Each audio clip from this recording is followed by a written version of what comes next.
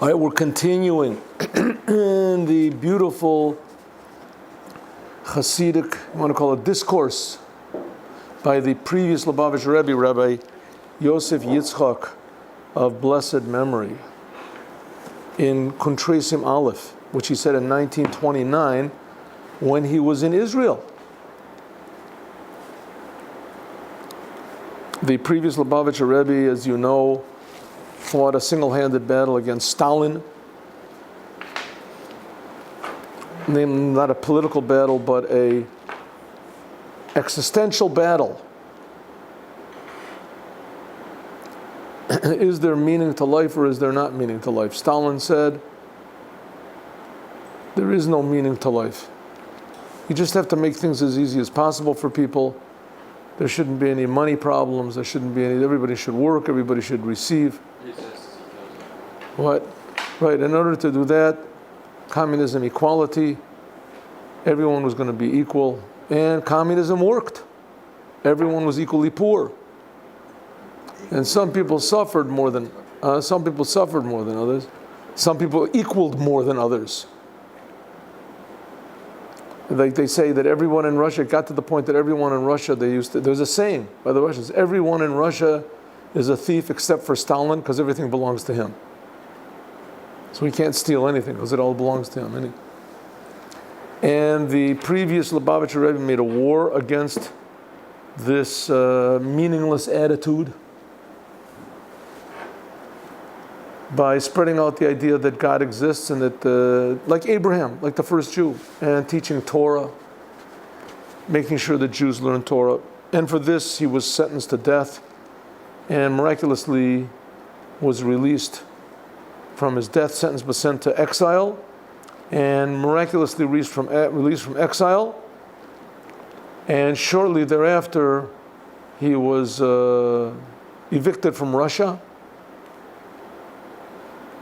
with all of his books, his whole entire library.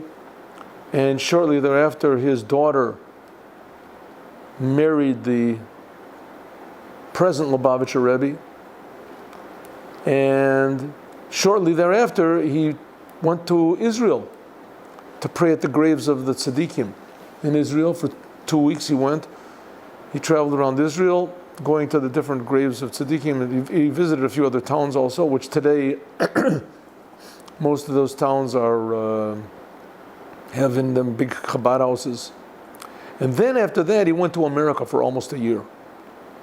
And he saw a lot of cities in America, which now in America, those cities also have big Chabad houses. And then he came back in 1930, came back to Europe. First in Riga, and then he was in Warsaw, and then he was in the bombing of Warsaw. Okay, this mimer that he said was when he was in Israel, when he came to Israel. And it's talking about the destruction of the temple. He was in Israel around this time. So it was talking about the destruction of the temple. And the Rebbe said that the Jewish people are now in exile because the temple was destroyed.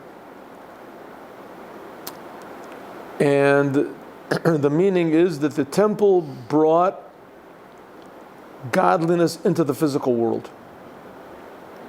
What does this mean? It means that the world is not something separate from God. That's what that's the motto of Judaism. The mission statement and motto of Judaism. Look how Rashi explains it. It's in Parshat Et Chanan, next week's Torah reading. Shema Yisrael, Adonai Eloheinu, Adonai Echad. The meaning of Judaism. Which means that listen Jews, understand Jews. Think about it, understand. Doesn't mean listen, it means that also, but a deeper meaning is Shema Yisrael, listen Jews, understand deeply. God is our power, our life, and this God is one. And he creates everything. Everything that exists is being created by God from nothing. So all that really exists is God. And the world is just his creation. God is much, much more real than the world is. And this aspect of God that creates the world, this is only small change regarding the essence of God. And the essence of God is revealed only through Torah and the commandments. And even more, not even through the Torah and the commandments, but the attitude that a Jew has when he does Torah commandments, that's really what reveals godliness. A Jew can, God forbid, transgress all of the Torah and all the commandments. But if he does tshuva, he decides just to return to God, as it eliminates all the sins that he did immediately. But it depends on his attitude. That's in the Tanya we learn it. If he does tshuva, what's called, if he returns to God with love, total love and total devotion, then God forgives all of his sins. It's a little more complicated than that, but that's the general truth involved. Huh?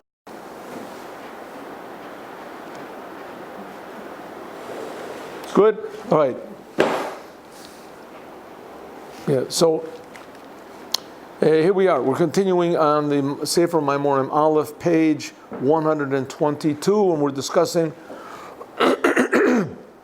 the Holy Temple, why Holy Temple was so important, and how the destruction of the Holy Temple brought about the total confusion and loss of identity of the Jewish people, and thereby the total confusion and loss of identity of the whole entire world. I saw, by the way, a very interesting sikha last night by the Rebbe. And the Rebbe said that there was a mayor, I think it was the mayor of New York, it came to him. The commissioner of the police, I think, came to him. I think the police commissioner, or was it the attorney general? Maybe I'm sorry, I don't remember. It was one of those people of New York, attorney general. I didn't see the very beginning of it. Anyway, the Rebbe said, "How could it be that 30 years ago, this speech that the Rebbe gave, that he was talking over to the people, to the Chassidim. There were maybe 1,000 Chassidim in the crowd, or whatever. The Rebbe said that he talked to this police commissioner or attorney general, whatever. I think maybe the attorney general of New York, and this was probably in the 60s, maybe the 70s. And the Rebbe said, how could it be that 30 years ago the crime rate in New York was not as high, and now just in the last 30 years it's just skyrocketed? Just not that it's grown, it's just incomparably greater, the murder and the crimes that are done. The Rebbe said, I know that you've been doing your job despite all of the work that you're doing, and you're working very hard, and that you're punishing people, and you're trying to discourage more people from doing crime, but it just keeps growing and growing. Have you got some reason? Can you explain this? And he said the commissioner just smiled at him. So the Rebbe said, well, if you look and see what could possibly be the cause of this tremendous rise in crime and devaluation of life. He said, if you look and see, you can see that it's the education. That it used to be that they would have the Pledge of Allegiance in the schools, and it used to be that they would teach the children that God exists. You can take it or leave it, but now they're taking this out. So there's no mention of God at all in the schools whatsoever, and there's groups that are working, discouraging. If I'm not mistaken, he said it was Jews also that were doing it. This is Machrivayach, Maharsayach, from Befanim.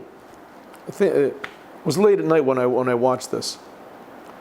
And he said from Jews and from non-Jews also, but that they're working hard to get any mention of God erased from the media, from the educational system, from on the money, everything they can just to get God. As soon as there's no God, so it means that there's no absolute values of anything, including life. Life itself becomes, if you want to call it, the highest reality. But it's got no value. Viktor Frankl once said, Professor Viktor Frankl said, that if you think that man is created in the image of God, then man is very valuable. Then he's got in the image of his creator. But if you think that man is the highest thing and that he just creates machines, then man becomes in the image of his creation. Because everybody's just like machines. And a machine gets old, it wears out, One machine has a little bit of money in the pocket, and you don't have any money, so it's just logical that you should take his money. He doesn't deserve his money. Why should he have more money than I have? He's got a different job, this person. He makes his big money because he's a lawyer, he's a doctor. I have a job that's not so well paying, a thief. That's my job. Who says it's not a good job? The Rebbe didn't say that, of course. But I'm just saying the importance is when you realize that there's a creator and that you're being created and that your life is not just random and that it comes from natural forces. So then a person starts to realize, well, maybe there's a purpose to my ability to think and to feel, to care. Maybe there's some sort of a system involved here. Maybe there's a plan. Maybe there's a law, except for the law of gravity and the law of whoever is strongest wins. Let's go. Ach, ein yenu, hine behold, ein hakavana ish prati. It's not in the intention of an individual person. Sheyesh bo chas v'shalom achas migimel averos elu, one of these three sins. The Rebbe, if you remember yesterday, we learned, it said that God was willing to overlook.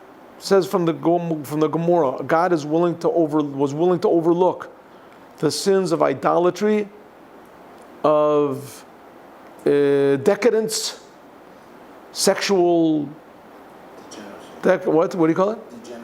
Degeneration, and idolatry and murder. He was willing to overlook these three things, but he wasn't willing to overlook the devaluation of the Torah, the not treating the Torah holy. There were Jews that learned Torah and they did not treat the Torah that it came from God. This is worse. That's what the Talmud says. This is worse than murder, than rape, than idolatry. Of course, that's ridiculous. How could the Talmud say something like that? Just because a person doesn't learn Torah, it's worse than murder. How can it be? So the Rebbe said, we're not talking about an individual person, God forbid. Of course these things are worse. An individual person that doesn't learn the Torah properly, doesn't care about the Torah, right? That's a worse sin than if he goes out and steals somebody's wife or something.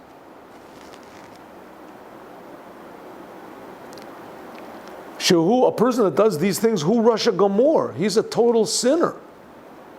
Right? A person that does a sexual crime, has relations with his mother, with an animal, with homosexuality. This is a very serious crime. That he doesn't learn Torah, of course that's nothing. Then why in the Torah does it say that God was willing to overlook all these other crimes and he wasn't willing to overlook the lack of learning Torah properly? Because Jesus says, the Rebbe, we're not talking about individual people. An individual person that does one of these crimes, of course he's worse. He's a Rasha. Because even it says, the Rasha Omar Lakim Ma L'chal Saper Kochai. And a person was a Rasha. And what is it called? A sinner. God says about a person who is a sinner, who intends to keep sinning, who are you to learn my Torah? I don't even want you to learn my Torah. The Eno Moil Kalal, it won't even help. Limur Torah Shalo, his learning Torah, Im Lo Asa Tshuva, unless he repents. Unless he repents. A person who does sins purposely, and he says, it's not so bad, I learned Torah, it's not so bad, I put on tefillin. It's not so bad. But what about the bad thing you're doing? I mean, are you going to stop doing that? No. But you should be thankful I'm doing anything. So a person like that, you say to him, listen, maybe it's better you shouldn't do anything. Maybe. Because you're fooling yourself. Right? As long as you comfort yourself and you say, listen, I'm doing something, so that means that because you're putting on tefillin, because you're doing this, therefore you're going to continue rebelling against the creator of the universe. I mean, maybe nowadays it's better. We say that the commandments that he does will return him back to good. But until then, it's a tragic situation. The intention is, when it says that God was willing to overlook these 3 terrible sins, but he wasn't willing to overlook the disgrace of the Torah, it's talking about all of the Jews, all the Jewish people. What does it mean? It means that we have no idea how good and powerful and positive the Torah is. And what an amazing healing effect the Torah has on the whole world. We just don't know. We just don't know whatsoever. Especially here in the land of Israel, where it was made a very, very clear that sitting and learning Torah has absolutely no value whatsoever. It's just there's people that want to do it, so let them do it. It's changing, but it was in the beginning when they stood up the state of Israel. You know, the main thing was to fight in the army. You fight in the army, you're contributing. You're sitting and learning Torah. You're a parasite. You're a parasite. You're sucking life from everybody. But what can we do? There's a few, who knows how many, 100,000 people that want to sit and learn Torah, that want their children to learn Torah, and so that becomes a political party, so they have political power. So we have to give them what they want, you know. A couple 100,000? Who knows? That's a lot of people. Yeah. And so they have political party. How many? That's a lot of people studying Torah. Yeah. So, but according to them, all these people learning Torah, huh? It's more. Yeah, more. But according to them, all these people learning Torah, they are parasites. But they have a political party, the parasite party. And parasites have a right also to their parasitical rights. Well, you can call them anything you want, but at the end of the day, they're studying Torah. That's a great thing. But if you don't have put any value on the Torah whatsoever, it's like they're sitting in a big building and they're learning the telephone books. But not to the people who study the Torah. They don't think it's nothing, do they? The Rebbe is saying that the fact that there can be such an attitude prevalent in Israel by the Jewish people that the Torah is not worth anything, this is what caused the destruction of the temple. And not murder and not the other things. So the Rebbe, okay. All right, you want to say the Rebbe says it because he's a religious guy, you know, so he says these religious things about, you know. No, I'm not arguing with what the Rebbe said at all, of course not. But on the other hand, why would a person say a thing like that? So the answer is that a person says a thing like that because he really thinks that he's more real and important than God. He's more real and he's more important than God is. And as soon as a person starts to think that, then you got big problems, right? And especially the biggest problem is you're not going to use the Torah properly. You're not going to use the Torah properly. And no one's saying that there was never a time in the Jewish history of the Jewish people that they didn't have. Maybe go in there's nose paper there. That they didn't have an army, at least when the.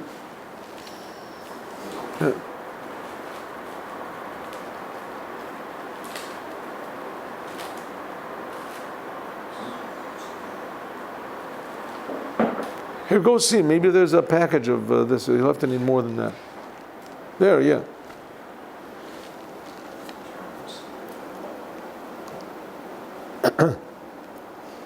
Klolis Yisrael. Lios the Al Yedei Torah Hu Hamshachas Or B'Neshamas Yisrael. By means of learning the Torah, it draws godly light into the souls of the Jewish people. The Jewish people are God's chosen people. God chose us to make the world a meaningful and a blessed and a healthy place. That's what He chose us for.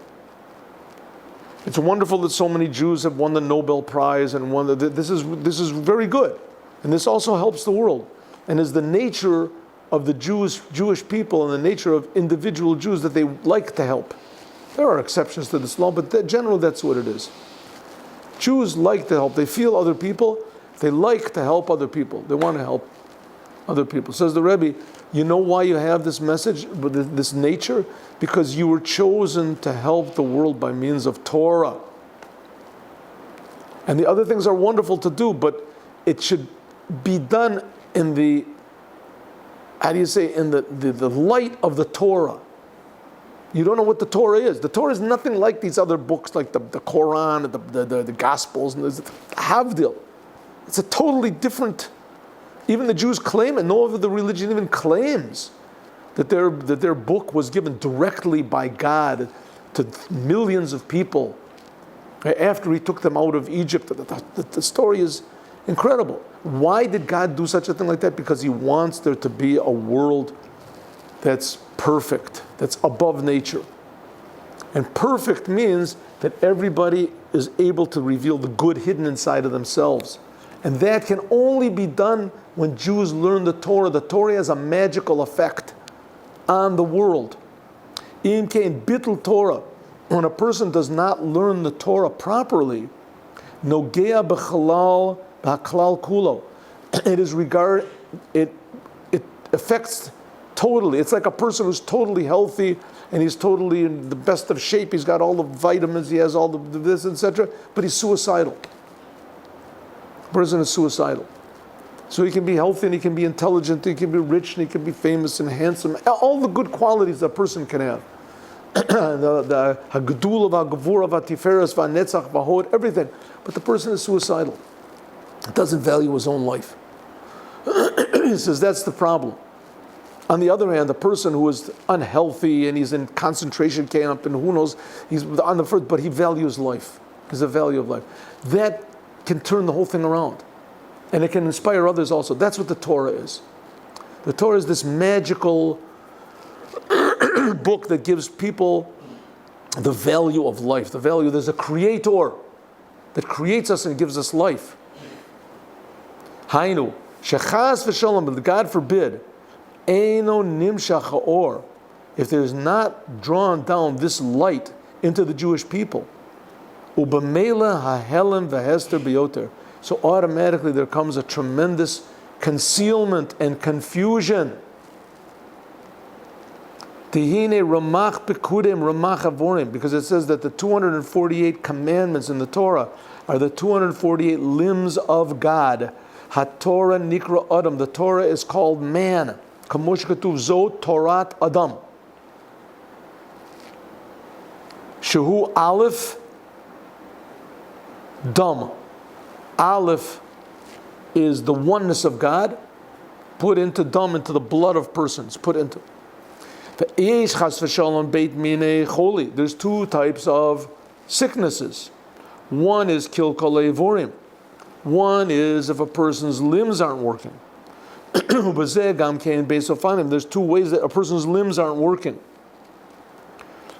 Evorim achitzonim, outer limbs, his hand isn't working, his foot isn't working. Evorim penimim, his heart isn't working, his lungs aren't working. The bekilkol evorim achitzonim, that if something's wrong with the external limbs of a person, harihu balmum, then the person is what we call handicapped. His arm doesn't work, his leg doesn't work, his eye doesn't work, his hearing doesn't work. But it doesn't affect a person's very life. Like misha chaser yad, a regular person who's, God forbid, missing a hand or a foot, this doesn't affect the essence of his life. But if a person is missing one of the inner limbs, here, get the mimer here. If a person is, something's wrong with his heart, with his lungs, with his kidneys, harizen nogea lekol haguf. This is relevant to the whole body. And then the person is not called handicapped, he's called sick. Nevertheless, this type of sickness, yocholiot meshech zaman, it can be only a limited amount of time. And it could be that the person will be healed. He can get healed from a heart disease, healed from a lung disease. Like we can see clearly, the yochel litrapeh, a person can get healed V'liot chazak yoter michila. Not only that, he can be even stronger than in the beginning. Right? The doctor says the reason you have heart problems is because you smoke too much. Stop smoking, start doing exercise. The person stops smoking, starts doing exercise. He's healthier than he ever was before. Right? He's able to walk 5 miles. He's able to swim. He could never do these things before. It can be better than it was before. Avol kil kol adam. But if there's something wrong with a person's blood, or shechas v'shalom nishpach damo, or he has a hole in his body somewhere and his blood is pouring out, a loss of blood, please look inside. You know? The last word in the line is v'zehu. It is like 11 lines from the top of the page. V'zehu. See it? Huh? You have it? Zehu. Zehu nogea l'kolos haguf. If a person's blood, something's wrong with his blood, then that affects the whole body. V'zehu shevitar HaKodesh Baruch Hu. That's what it means that God was willing to overlook these 3 terrible sins of murder, etc., idolatry. Shehem kamo kil kol evorim. This is like somebody who the inner limbs are malfunctioning. This can be healed. Hainu gam im chas v'shalom hayu inyanim elu. Even if the Jewish people spiritually had these things, had these 3 terrible sins, for Rubim Shel Yisrael and most, but the majority of the Jewish people were learning Torah. Like we said before, that the main thing of the Torah is not just this book and getting these ideas into your mind. The inyan, the real thing of the Torah is the holiness of the Torah. If a person learns the Torah and remembers that it is God's Torah that he's learning, and these are the words of God, that when you say these words, you actually have a positive effect on the whole entire world, that nothing else can have this effect. Hari hayam mikol makom nimshach haor. Then there would be drawn down this light of Or Ein Sof, of the infinite light of God. V'haya mitchazek pagam. And it could be that these blemishes would go away. V'zeu shevitar aleim. That's what it means that God was willing to overlook these terrible sins of murder, of licentiousness, of idolatry. But he wasn't willing to overlook the shame of the Torah, the disregard for the holiness of the Torah. Because the only chance the Jewish people have, our only hope, is if we learn the Torah in the proper way. That's why God gave the Torah in the world. He put the Torah in the world so that we can, with the Torah, purify the world. Avol bittul Torah. But if a Jew does not learn Torah at all, kamo kilkol klolis adam. This is like a general, sickness of the blood. O ibudo, or a loss of blood. Shusilo klolis, or this is losing of all of the light, the life force. Hine alze lo viter. On this, God could not overlook this. And that's why there was the destruction of the temple.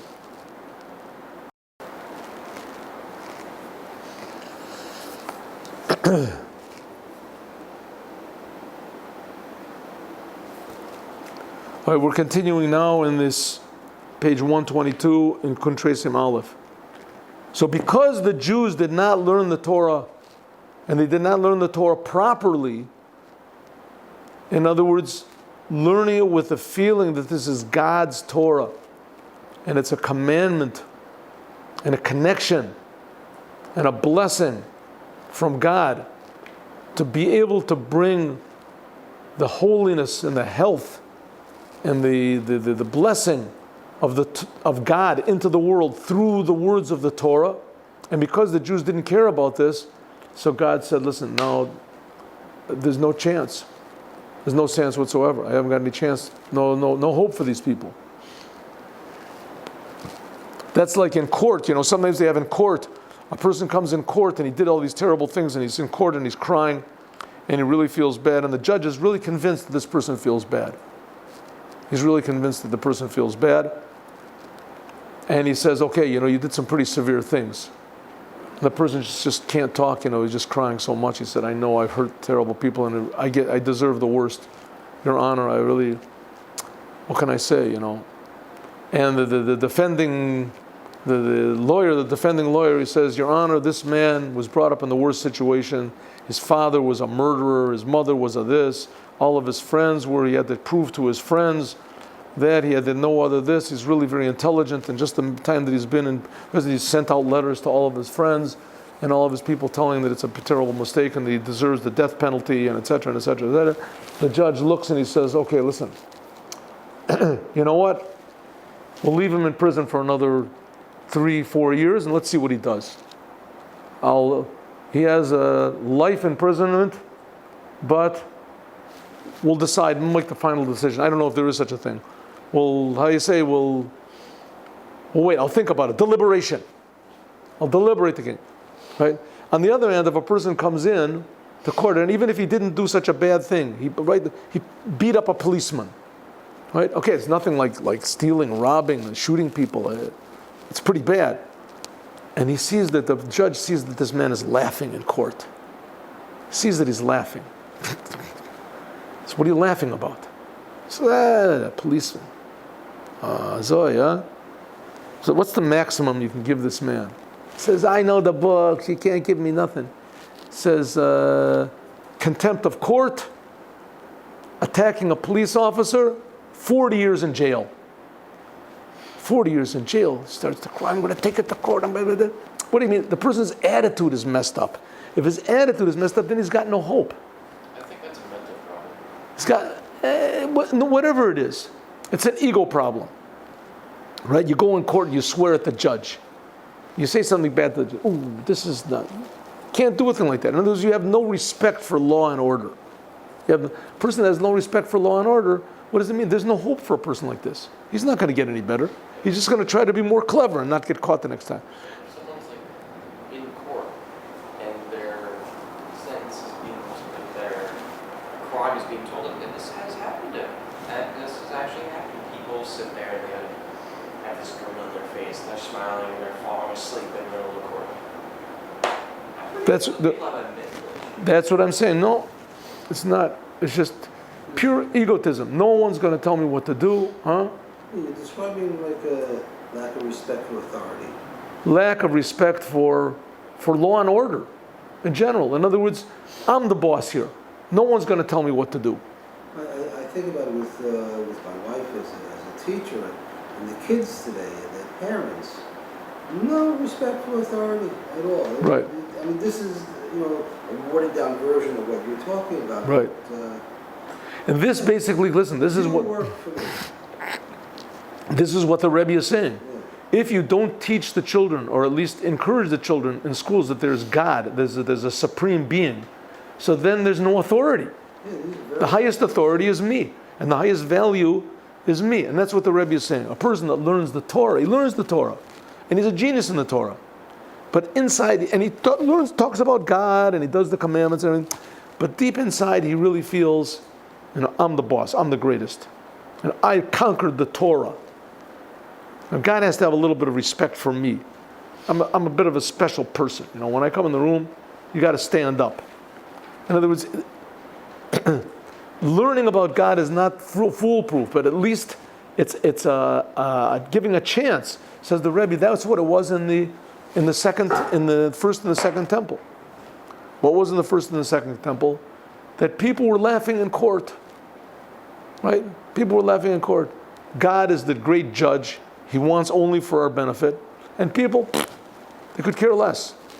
Says the Rebbe, who couldn't.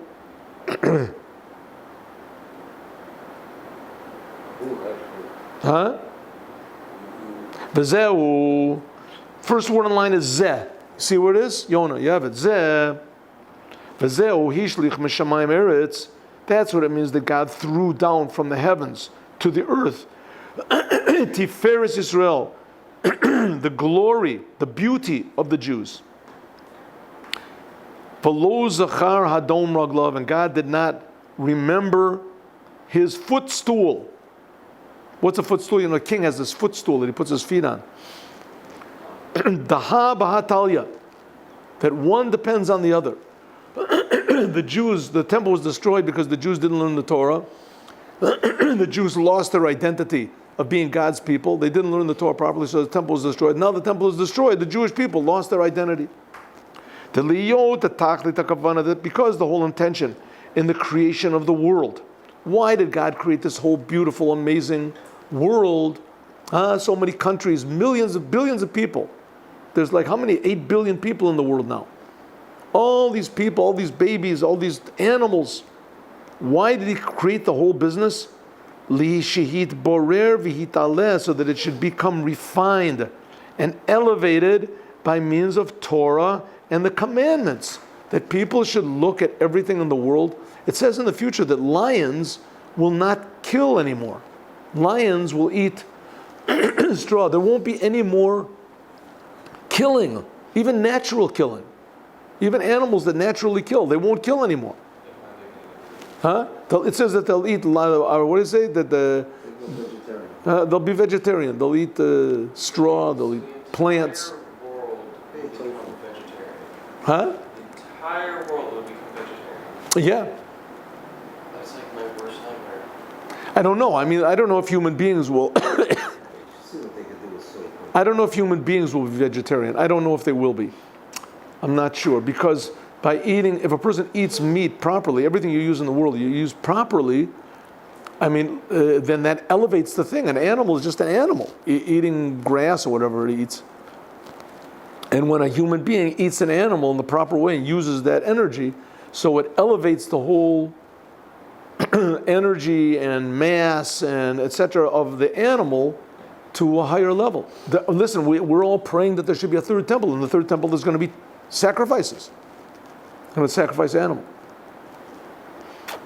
Because we don't understand that there's something higher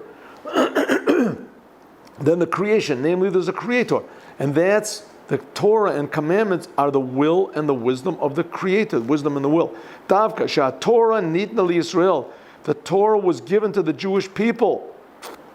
Dehem davka, that only the Jews are able lahamshich atzmos, they can draw down the essence of God al yedei Torah, by means of the Torah. Tezeu shem Yisrael, that's the whole name. Yisrael, the Jews are called by several names. One of them is Yisrael, another was Bnei Yaakov. It's also called Yaakov. Shu shem Amayla. The Torah nikra tiferet Yisrael, the Torah is called the glory, the beauty of the Jews. Shehu Yofi the Yisrael, the Torah is the beauty of the Jews. Just think about it 1 second. Why did God have to, listen, there's all these other religions in the world, and they're all based on one person saying, I had a revelation yesterday, I was in the mountains, I fasted for whatever it is, I was in a cave. He comes out and he says, God spoke to me, I have a religion, and everybody says, this is the man, he's right? Let us follow him. He does a couple of magic tricks or wins a few battles, and everyone said, this is it. Right, he is the one, and then anyone who doesn't believe in him goes to hell, or we'll send them to hell, or whatever it is. And they work, and they have billions of people that believe in them. Right here we have Jews with great difficulty. How many Jews are there altogether? Let's say in the world, 20 million Jews, 40 million Jews. Let's say there's 20 million hidden Jews we don't know about. 60 million Jews. Let's say there are in the world. There's Jews in Russia that don't know that they're Jews. There's Jews that hide that they're Jews. There's Jews that hate Judaism. There's Jews that are ashamed that they're Jews. How many Jews in the world, right? How many of those Jews are religious Jews? How many of them are religious, right? Me. Oh, no. How many of them are really Jews? Right. How many of them are really religious of these Jews? A few million, right? If you have a few. That's a lot. Sure, it's a lot. But compare it to 8 billion, and look at these other religions. The Catholics have 1.5 billion Catholics in the world, right? 1 billion Protestants, 1.5 billion Muslims in the world. And their religion is based on one guy claiming that he came, right? So, and the Jews, God personally, why did he do such a thing like that? What's the purpose of it? I mean, God didn't know it wasn't going to work. So the answer is it worked. It worked. And the reason that God gave the Torah to all these people is because, number one, God wants to show that this same God that gave the Torah to the Jews, this is the creator of the universe. That the Torah and mitzvahs is not religious or only religious. It's religion. Right, this is religion. This is religion. The hat is religion. The sunglasses are religion. The ground is religion. The sun is religion. God creates everything physically. Which God? The same God that gave the Torah. The same God that gave the Torah is the instruction book for the whole entire universe, not just for the Jews to get into heaven. It's not just the Jewish religion. We just finished learning the Maimonides yesterday. We finished the whole book. It says in the future there won't be any more religions. People will only worship the Creator. And that's why the Creator gave the Torah in such an amazing fashion that He revealed Himself, because He wants everyone to know that the Torah comes from the Creator of the universe, and He's creating right now the universe. It's not just some religious, spiritual power to get you out of the world, to get you into heaven. We're talking about the God who creates the heavens, He creates the earth, and the main thing is the earth. It says when the Jews learn this Torah, the Torah connects God to the world, connects meaning to meaninglessness.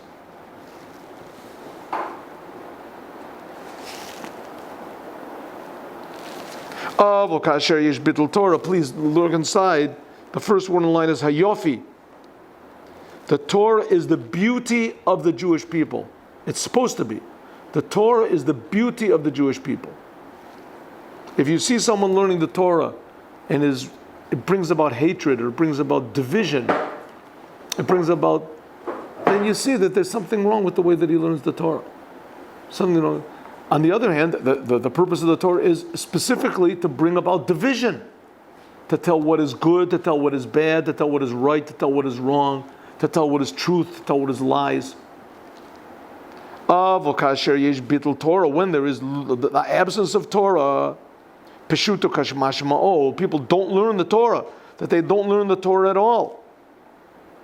And really, the obligation to learn Torah is on every single Jew. Like is explained in the Shulchan Aruch, in the laws of Talmud Torah, and in general, Bittul Torah, and in this category of not learning the Torah at all is also Masha Tovsim et the Torah Rak Peshuta. People who learn the Torah as a book. A book. You ever go to a library? Libraries are filled with books. Hundreds of thousands of books. Every book contains ideas. Every book has some sort of an idea, some sort of a theme, details. Some people look at the Torah like this. It's just a regular book, and it has ideas in it, and it has a theme, and it has details of this theme. It develops the theme. Right? Looking at the Torah like that, Chachma Shibbatorah. First word in line is Shibbatorah. Bilavad, people only see the ideas in the Torah, the great wisdom in the Torah. Ta'az usila klolos ha'ora asmi Shibbatorah. This is like killing the Torah. It's like a dead body. Find a dead body. Person is handsome, he's perfect, young, but he's dead. Same thing the Torah. Beautiful, wonderful, but it's dead. It has no life in it. A person who learns the Torah like this and doesn't think that it's holy, just learns for the ideas, it thickens, and it, what's the word? Makes crass. It lowers down. I get a vocabulary here. It makes the Torah low and mundane. There's a better word for it. The Zehu Hishlich Mishamayim Eretz Tiferes Israel. That's what it means that God casts down from heaven to the earth the glory of the Jewish people. Shuit Almut, that this is a concealment. Oh, it's very, very late, isn't it? I'm sorry.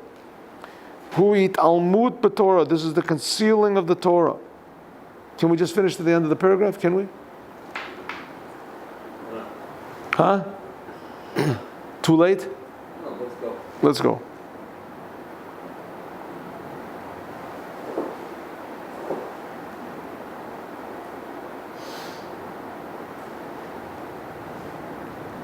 She'ein mitgala bo ha'or ha'atzmi, there is not revealed in the essential light of the Torah. You know, it's like a person, you have a genuine Van Gogh painting. So a genuine Van Gogh painting, I think they sell now $200 million. Who knows what it is, right? But you don't think it's a genuine Van Gogh picture. You just think it's a picture. Yeah, it's a picture like any other picture. So what do you can take it, you go throw it in the garbage. You don't know. What did you do? Once in a while they find this. They find, in the garbage, they find pictures of, masters or something like that. They find. You didn't know who it is, right? That's ridiculous. You just lost. You threw away. You're throwing this picture away. Yeah, I'm throwing away. Can I take it home? Sure. Who cares? Takes it home. You just threw away $200 million. I know a guy gave me a bunch of gold coins and put them with 10 rock pieces. Right, something like that. It's the same thing with the Torah. Do you know what? This is God's Torah. Do you know this comes from God? God is a lot more valuable than Van Gogh, Mahavdil.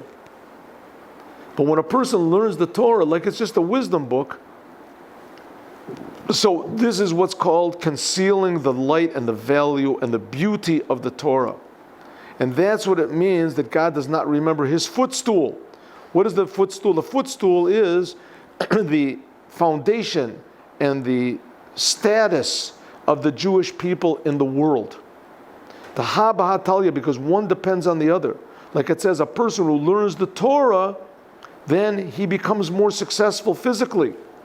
Physically becomes more successful. It doesn't necessarily mean that he has more money. Could be, but it means that the money that he has is meaningful. The money that he has is valuable. Right? That his money goes for good things. It doesn't go for ridiculous things.